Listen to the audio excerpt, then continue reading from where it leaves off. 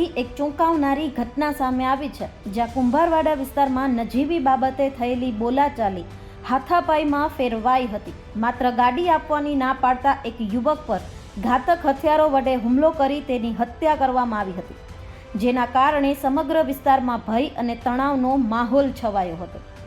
પ્રાપ્ત વિગતો મુજબ ભાવનગરના કુંભારવાડા વિસ્તારમાં રહેતા સાહિલ નામના યુવક પાસે કેટલાક શખ્સોએ ગાડીની માંગ કરી હતી। સાહિલે પોતાની ગાડી આપવા ઇનકાર કરતા આરોપીઓ ઉશ્કેરાયા હતા અને વાતચીત ઝડપથી ઉગ્ર બની ગઈ હતી।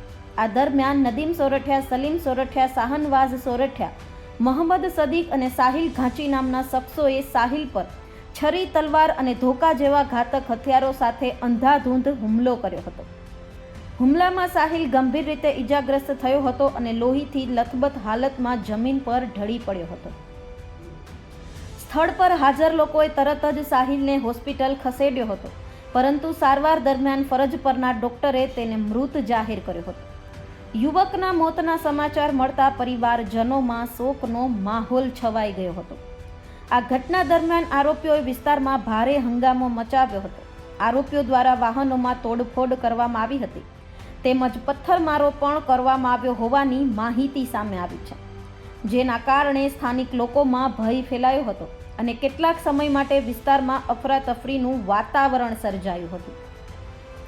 ઘટનાની જાણ થતાં જ પોલીસ કાફલો તાત્કાલિક સ્થળ પર પહોંચ્યો હતો। પોલીસે સમગ્ર વિસ્તારને કોર્ડન કરી તપાસ શરૂ કરી છે। હાલ આરોપીઓની શોધખોળ હાથ ધરવામાં આવી છે અને ઘટનાને લઈને વધુ તપાસ ચાલી રહી છે। આ કુંભારવાડા માથાજીક થઈ હતી। મારા શું નામ છે મન્નાનું? સાહિલ।